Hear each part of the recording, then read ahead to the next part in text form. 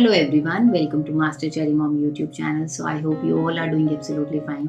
And आज हम जिस बारे में बात करने वाले हैं वो है my HSG test experience without anaesthesia कि मेरा HSG टेस्ट जो हुआ था उसका कैसा एक्सपीरियंस था विदाउट एनेस्थीसिया। तो वीडियो को स्टार्ट करने से पहले चैनल को सब्सक्राइब कीजिए, वीडियोस को लाइक करिए एंड शेयर करिए। कोई भी आपका डाउट है तो आप मुझे कमेंट सेक्शन में पूछ सकते हैं। तो चलिए स्टार्ट करते हैं आज की वीडियो कि my experience of HSG test without anaesthesia. तो देखिए, सबसे पहले क्या हुआ था कि थोड़ा सा मैं आपको अपना हिस्ट्री बता देती हूँ कि मुझे कंसीव करना था, लेकिन मेरी पहले ही कंसीव मैंने एक बार किया था, लेकिन मेरी मिसकैरेज हो गया था, तो मेरी उसकी वजह से DNC हुई थी।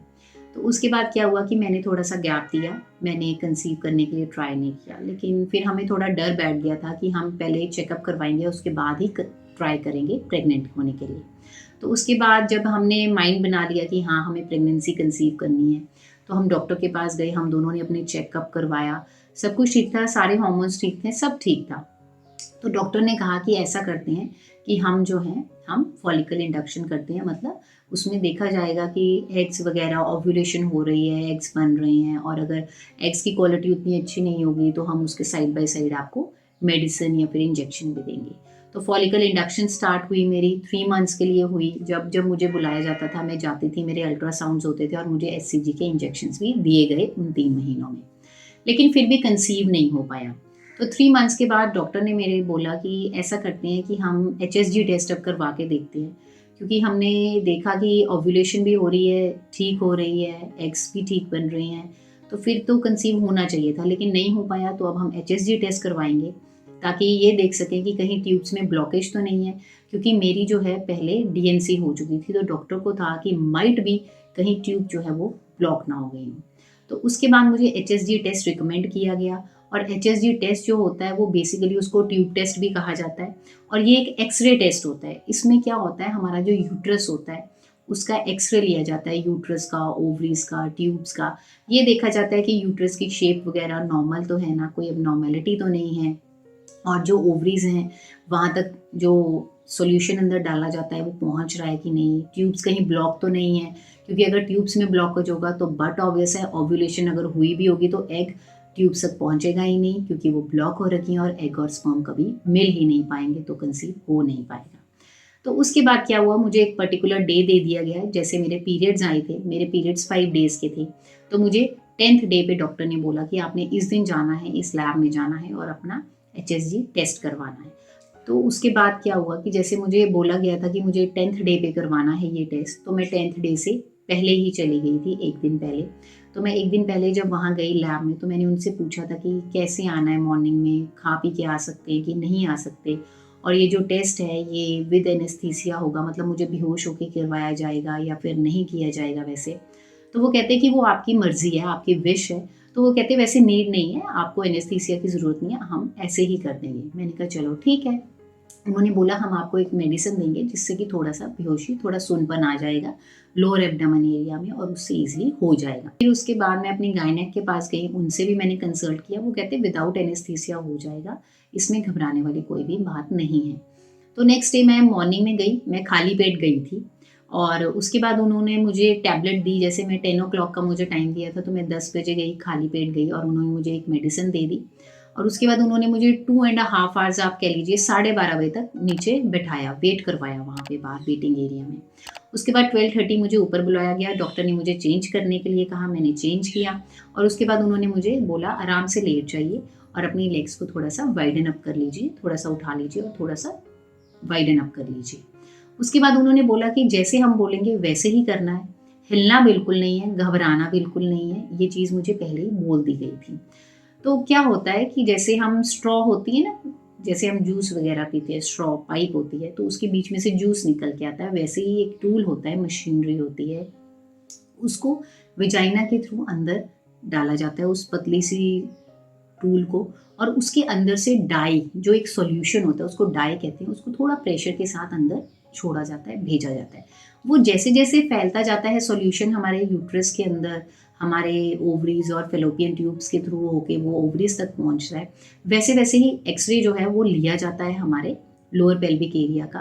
और जब पेल्विक एरिया का जब एक्सरे लिया जाता है अगर तो सारा आ जाए एक्सरे प्रॉपर, वो डाई जो है सॉल्यूशन जो है वो पूरा ओवरीज तक चला जाए तो well and good, and uterus में भी कोई नॉर्मेलिटी नहीं आती है रिपोर्ट में तो वेल एंड गुड।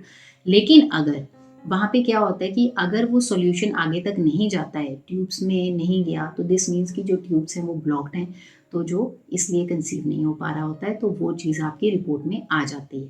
तो उस टाइम पे क्या होता है कि जैसे ही वो सॉल्यूशन प्रेशर के साथ थोड़ा अंदर जाता है तो उस टाइम पे थोड़ा सा पेन आता है। मुझे भी आया था, तो मैं थोड़ी सी हिली, बट मेरे को डॉक्टर ने फिर से एकदम से मेरा आगे उन्होंने अपना हाथ रख दिया मेरे पेल्विक एरिया रीजन में, और उन्होंने बोला हिलना नहीं है, लंबे सांस लो, ब्रीथ प्रॉपरली, बिल्कुल हिलना नहीं है, बस हो गया, 1 मिनट की बात है, इससे ज़्यादा नहीं लगेगा। एंड वो सही थी चीज़। मैं उस टाइम पे फिर दर्द हुआ मुझे, ऐसा नहीं है कि दर्द नहीं हुआ, लेकिन वो दर्द इतना नहीं था कि मैं उसको बर्दाश्त नहीं कर सकती थी। 1 सेकंड के लिए तो झटका लगता है अंदर, वो इसलिए लगता है क्योंकि एक अनवांटेड चीज़ है जो हमारे यूट्रस के अंदर गई है, तो यूट्रस उसको बाहर निकालने की कोशिश करता है, तो वो कॉन्ट्रैक्ट करता है उस टाइम पे ताकि ये चीज़ को जल्दी से जल्दी बाहर निकाला जाए, तो दर्द होती है, ठीक है? तो उस टाइम पे दर्द हुई, और उसके बाद विदिन अ सेकेंड्स में, आप कह लीजिए हार्डली 5 से 10 सेकंड लगे, और उसके बाद मेरा टेस्ट हो गया, और उसके बाद वो सॉल्यूशन भी बाहर आ गया, और डॉक्टर जो थे उन्होंने बोला अब आप उठ सकते हैं और आप चेंज कर लीजिए।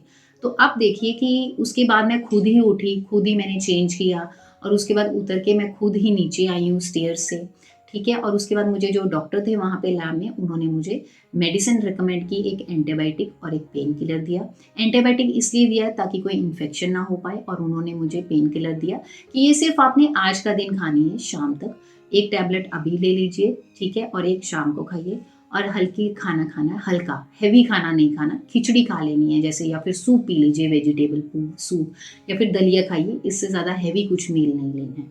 तो वो उस दिन के लिए था, और उन्होंने एंटीबायोटिक दी थी 3 डेज़ की, एंड उन्होंने कहा था कि इन केस अगर आपको कल भी पेन आता है, और आपको पेन ज़्यादा हो, कोई प्रॉब्लम लगे कि आपको ब्लीडिंग हो रही है, थोड़ा वॉमिट आ रही है, या फिर आपको फीवरिश लग रहा है, तो आपने वापस आना है, हमें ज़रूर दिखाना है, ठीक है? तो जो पेन की बात करें, तो पेन जो था, पेन हुआ, लेकिन पेन इतना ज़्यादा नहीं था कि मैं उसको सहन नहीं कर सकती थी। और ये चीज़ है कि ये डिपेंड करता है हर इंसान की अपनी बॉडी के ऊपर, निर्भर करता है, वेरी करता है। कुछ सहन कर सकते हैं, कुछ नहीं भी सहन कर सकते हैं, ठीक है? तो इसलिए आप फ्री माइंड होके जाइए, अगर आपको जैसा कंफर्टेबल लगे आप वैसे टेस्ट करवाइए। और उसके बाद मैंने उसी दिन वो पेन किलर खाया, शाम को खाया और एक दोपहर को खाया था। उसके बाद मैंने दोनों टाइम उस दिन खिचड़ी भी खाई, और नेक्स्ट डे मैंने अपना नॉर्मल खाना खाया और एंटीबायोटिक ली जैसे उन्होंने बोला था, और मुझे पेन फील नहीं हुई थी। बहुत हल्की सी पेन आई थी 1-2 बार, लेकिन उसके बाद मुझे पेन बिल्कुल भी नहीं आई, और मुझे पेन किलर की ज़रूरत नहीं पड़ी। और जो मेरी रिपोर्ट्स थी वो मुझे नेक्स्ट डे ही मिल गई थी, और जो रिपोर्ट थी वो एकदम नॉर्मल थी। मेरी ट्यूब्स जो थी वो ब्लॉक नहीं थी, और यूट्रस की शेप भी एकदम ठीक थी, फाइन थी। सो अगर आपको डॉक्टर ने रिकमेंड किया है कि आपने एचएसजी टेस्ट करवाना है, तो आप ज़रूर करवाइए, इग्नोर मत करिए, डरिए मत, घबराइए मत, कुछ नहीं होगा, हार्डली 5 मिनट का टेस्ट होता है, इससे ज़्यादा नहीं होता है, ठीक है? तो आई होप इस वीडियो से आपको हेल्प मिली होगी, आपको पता चला होगा कि एचएसजी टेस्ट हमें करवाना ज़रूरी है कि नहीं है।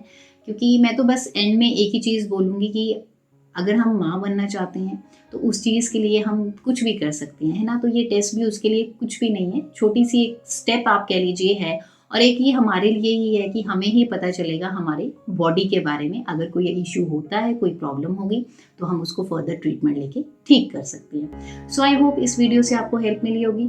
जाने से पहले चैनल को सब्सक्राइब कीजिए, वीडियोस को लाइक करिए एंड शेयर करिए, एंड ज़रूर मुझे कमेंट सेक्शन में बताइए कि आपने अगर एचएसजी टेस्ट करवाया है तो आपका एक्सपीरियंस कैसा रहा।